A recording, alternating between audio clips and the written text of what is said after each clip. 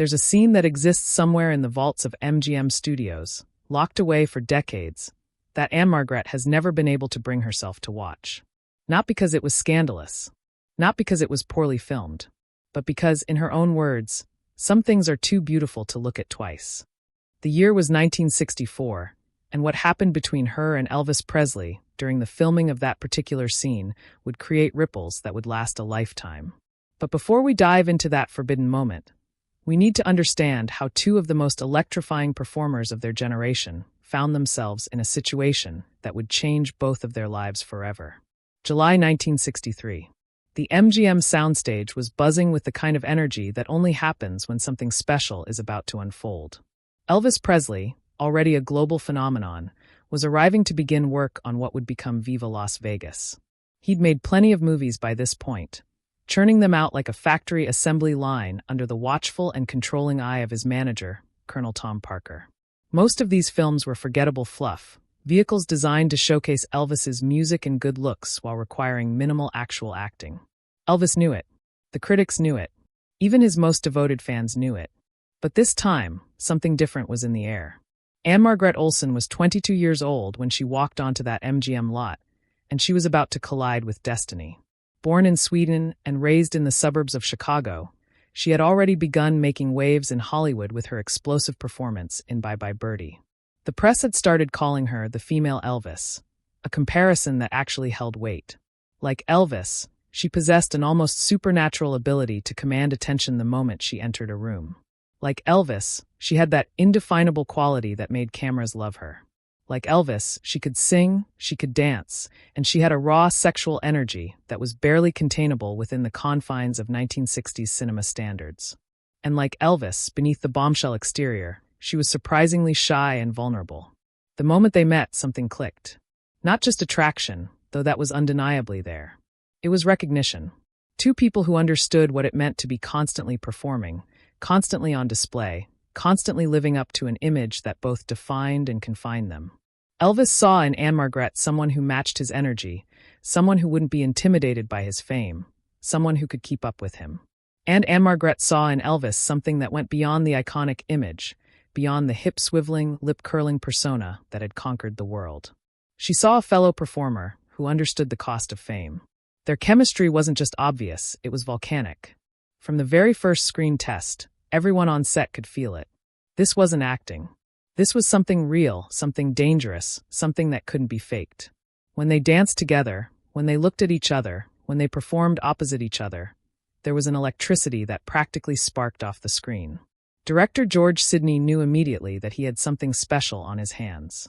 The footage they were capturing was pure magic, the kind of lightning-in-a-bottle moments that directors spend their entire careers hoping to capture.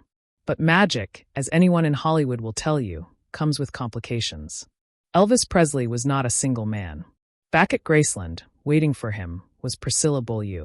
She was young, barely 18, and she had been living at Graceland under Elvis's roof for years. Their relationship was complicated, to say the least.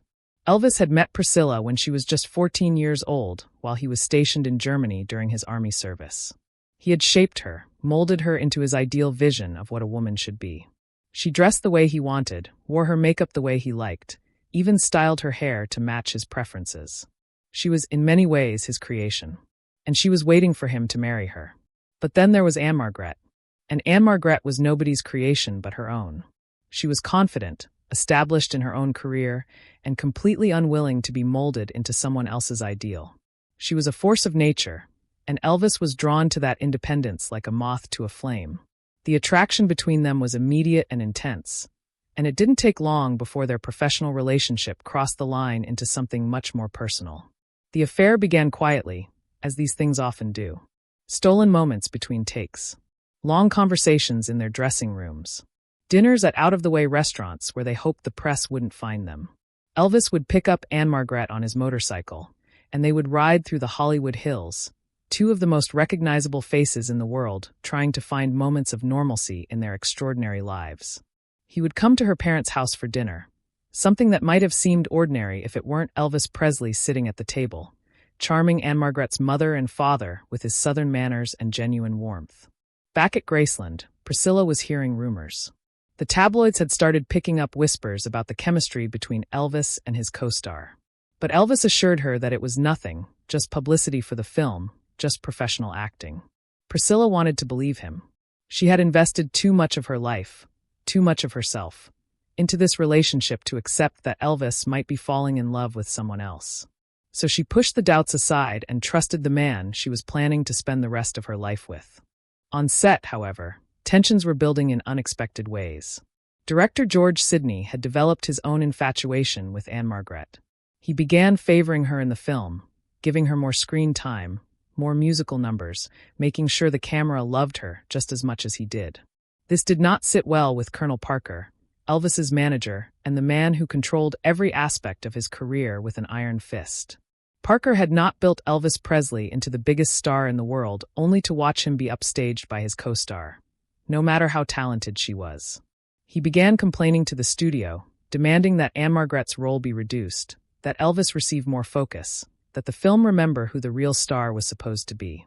Elvis found himself caught in the middle of a battle between his director's infatuation with his co-star and his manager's insistence that he remain the center of attention. But worse than that professional tension was the personal turmoil he was experiencing. He was falling in love with Ann-Margret. Really, truly falling in love in a way that was different from what he felt for Priscilla. Priscilla was his creation, his project, his ideal. But Ann-Margret was his equal, his match, his soulmate. She challenged him, matched his energy, understood him in ways that Priscilla, for all her devotion, never could. Ann-Margret was feeling the same way. Years later, in her memoir, she would write about Elvis with a tenderness and honesty that revealed the depth of what they had shared. "We were indeed soul mates," she wrote, "shy on the outside but unbridled within. We both lived on the edge, and we both were self-destructive in our own ways." It was a connection that went beyond physical attraction, beyond the excitement of an affair, beyond even love in the conventional sense. It was a meeting of two kindred spirits who recognized in each other a reflection of their own complicated, conflicted souls. And then came the scene. The one that would be filmed, recorded, and then locked away, never to be seen in theaters. Never to be part of the official release of Viva Las Vegas. The scene that Ann-Margret, even now in her 80s, still refuses to watch. The duet of Today, Tomorrow, and Forever. On paper, it was just another musical number, another song for the soundtrack. But what happened when the cameras rolled was something else entirely. It was intimate in a way that went beyond choreography or direction. It was Elvis and Ann-Margret, not their characters, looking at each other and singing about forever. The emotion was raw, real, and completely undeniable. Every person on that set knew they were watching something private, something that shouldn't have been captured on film. The lyrics were simple, but loaded with meaning given the context. Elvis sang to Ann-Margret about love that transcends time, about promises that last forever, about a connection that goes beyond the physical world. And she sang back to him with equal emotion, equal sincerity. They weren't acting. They were confessing. The camera captured every lingering glance, every tender moment, every beat of hesitation that revealed this was something real. The chemistry that had been electric throughout the entire production reached its peak in this one scene. It was beautiful. It was powerful. And it was absolutely, completely inappropriate for a movie that was supposed to be a light, fun romp through Las Vegas. When the footage was reviewed, the decision makers at MGM had a problem on their hands. The scene was technically perfect. The singing was beautiful. The cinematography was gorgeous. But it was too intimate, too revealing, too real. You could see the affair playing out right there on screen. If they released this scene as part of the movie, they wouldn't just be promoting a film. They would be broadcasting evidence of an extramarital affair involving one of the biggest stars in the world. It was a publicity nightmare waiting to happen. Colonel Parker hit the ceiling.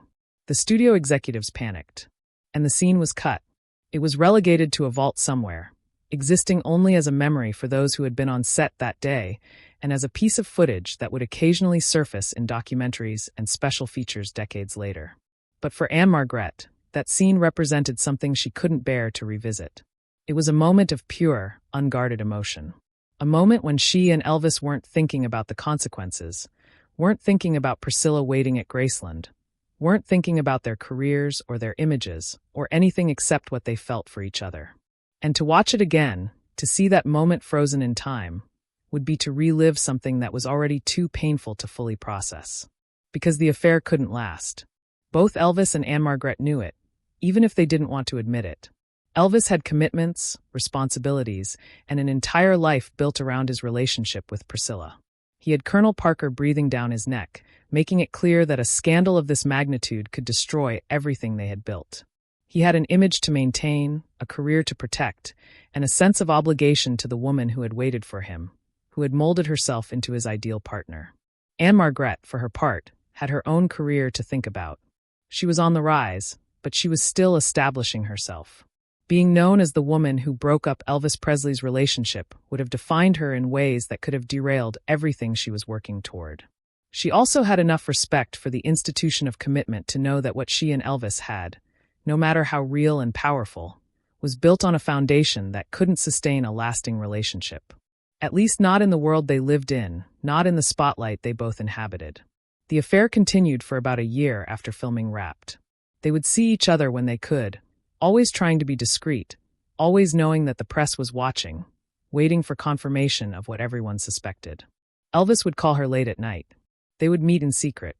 They would talk about a future that both of them probably knew was never going to happen. His wish was that we could stay together, Ann-Margret would later write. But of course we both knew that was impossible. And then it ended.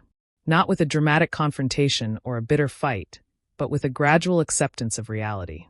Elvis couldn't leave Priscilla. He couldn't handle the scandal, couldn't face Colonel Parker's wrath, couldn't deal with the impact it would have on his image and his career. And Ann-Margret, for all her love for Elvis, wasn't willing to be the other woman forever, wasn't willing to wait in the shadows for stolen moments with a man who belonged to someone else. So they went their separate ways, both moving forward with their lives while carrying the memory of what they had shared. In 1967, Elvis married Priscilla in a ceremony that was as much a media event as it was a wedding. The marriage would last 6 years before ending in divorce, with Priscilla citing Elvis's infidelity and the impossibility of living up to his expectations. That same year, Ann-Margret married Roger Smith, her manager and the man who would become her husband for 50 years until his death in 2017.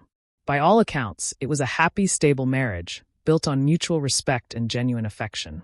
But Roger Smith knew, as everyone did, that there had been something special between his wife and Elvis Presley. And to his credit, he never seemed threatened by it. Because what Elvis and Ann-Margret had was something that existed in its own separate reality, a moment in time that couldn't be replicated or replaced. It didn't diminish what came after. It didn't negate the relationships they built with other people. It was simply what it was, a connection that burned bright and hot for a brief period and then transformed into something else, something that would last in a different way.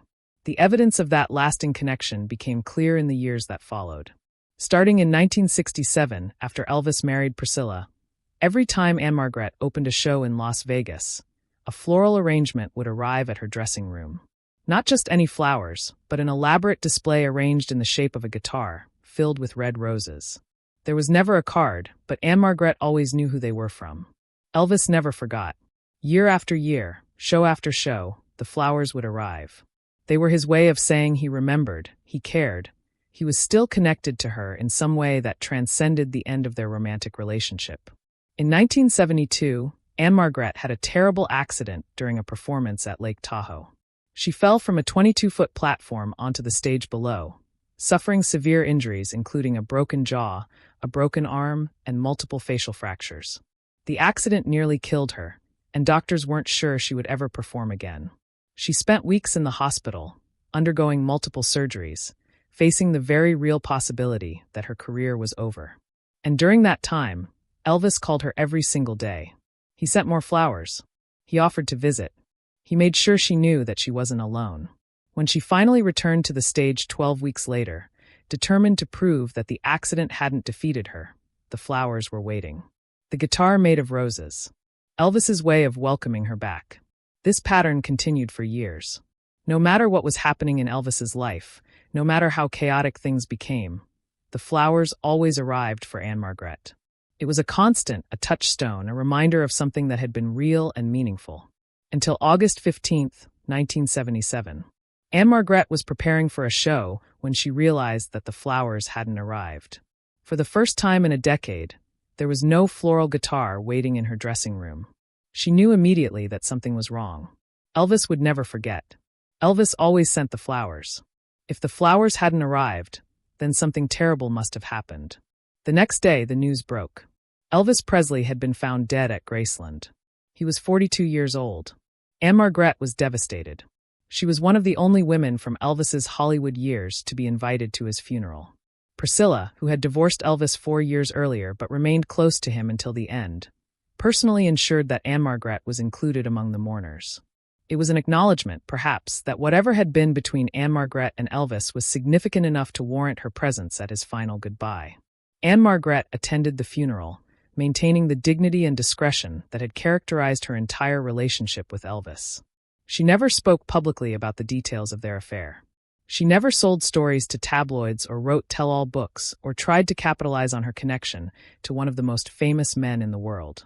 Even in her memoir, published years later, she wrote about Elvis with respect, affection, and a notable restraint. She called him her soulmate. She acknowledged the depth of their connection. But she never betrayed his confidence or revealed intimate details that would have been sensationalistic. It was a final act of love and respect for a man who had meant the world to her. And it's that same discretion, that same respect for the sanctity of what they shared, that keeps Ann-Margret from watching that deleted scene from Viva Las Vegas. It's not that the scene is scandalous or embarrassing or poorly done. It's that it captures a moment that was too private, too real, too sacred to be entertainment. "Some things are too beautiful to look at twice," she said when asked about it. And perhaps that's the truest statement anyone could make about what she and Elvis had. It was beautiful. It was real. It was a moment in time when two extraordinary people found in each other something they hadn't found anywhere else. And then it was over, transformed into memory and music and flowers shaped like guitars. To watch that scene, to see that moment frozen on film, would be to try to recapture something that can't be recaptured. It would be to try to go back to a time and a feeling that exists now only in the past. The scene exists in MGM's archives, occasionally surfacing on YouTube or in Elvis documentaries. Fans have watched it, analyzed it, commented on the obvious chemistry between the two stars. But for Ann-Margret, it remains something she cannot bring herself to revisit. Not out of regret or shame, but out of a recognition that some moments are meant to be lived once and then carried forward as memory. The scene represents a truth that was too raw to be entertainment, a feeling that was too genuine to be performance, a connection that was too deep to be casual viewing. In many ways, Ann-Margret's refusal to watch that scene is the final act of protection for what she and Elvis shared. It's a boundary, a line drawn around something precious, a way of saying that not everything needs to be revisited, relived, or reanalyzed. Some things are allowed to remain in the past, perfect and untouchable, preserved exactly as they were. And perhaps that's the greatest gift she could give to the memory of Elvis Presley and to the memory of what they had together during those stolen months in 1963 and 1964. The story of Elvis and Ann-Margret isn't a simple tale of an affair. It's not a scandalous romance or a forbidden love story in the traditional sense. It's something more complex and more human than that. It's a story about two people who found each other at exactly the right moment and exactly the wrong moment simultaneously. Two people who recognized in each other a kindred spirit, a matching energy, a shared understanding of what it meant to live in the spotlight while trying to maintain something authentic underneath. They gave each other something that nobody else could provide during that brief window of time when their lives intersected. And then they let it go, transforming it into something that could last in a different way. Elvis never stopped sending those flowers. Even as his life spiraled into the chaos and excess that would eventually kill him, even as he struggled with prescription drug addiction and the demands of his grueling performance schedule and the disappointments of a career that never quite reached the heights it could have reached, he never forgot Ann-Margret. The flowers were his way of maintaining that connection, of honoring what they had shared, of keeping alive a piece of himself that existed separate from the chaos. And Ann-Margret treasured those flowers, not as a reminder of what might have been, but as a symbol of what actually was something real and genuine in a world that often felt artificial and performative. In the decades since Elvis's death, Ann-Margret has continued to have a remarkable career. She's won Emmy Awards, been nominated for Oscars, worked consistently in film and television, and earned the respect of her peers as a serious actress. But she's also maintained a carefully guarded privacy about her personal life, particularly when it comes to Elvis. She's given occasional interviews where she's spoken about him with obvious affection, but she's never exploited that connection or used it for publicity. It's a remarkable level of discretion in an age where celebrity connections are routinely commodified and sold to the highest bidder.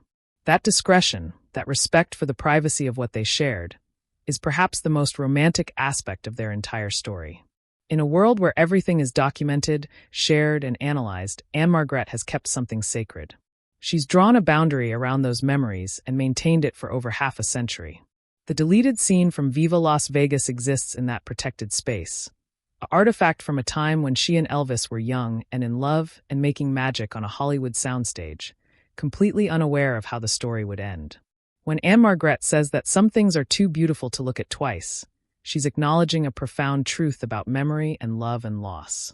The scene would force her to confront the passage of time, the loss of Elvis, the transformation of something vibrant and alive into something preserved and static.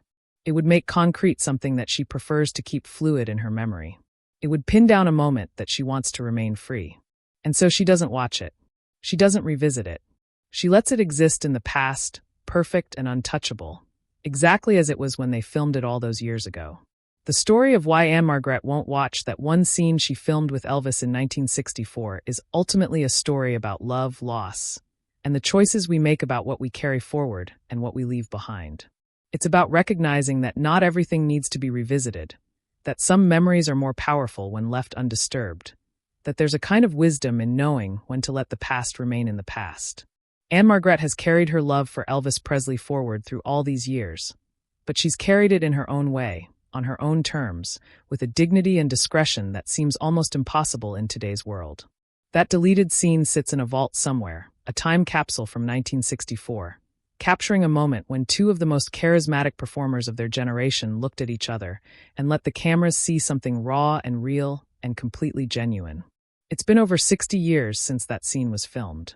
Elvis has been gone for nearly 50 years. But Ann-Margret still won't watch it. Because some things are too beautiful to look at twice.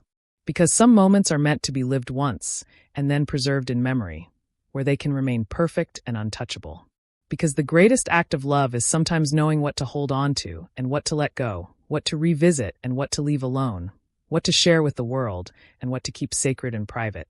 And in refusing to watch that scene, Ann-Margret has given us a final, powerful statement about the nature of love and loss and the choices we make about how we remember the people who changed our lives forever.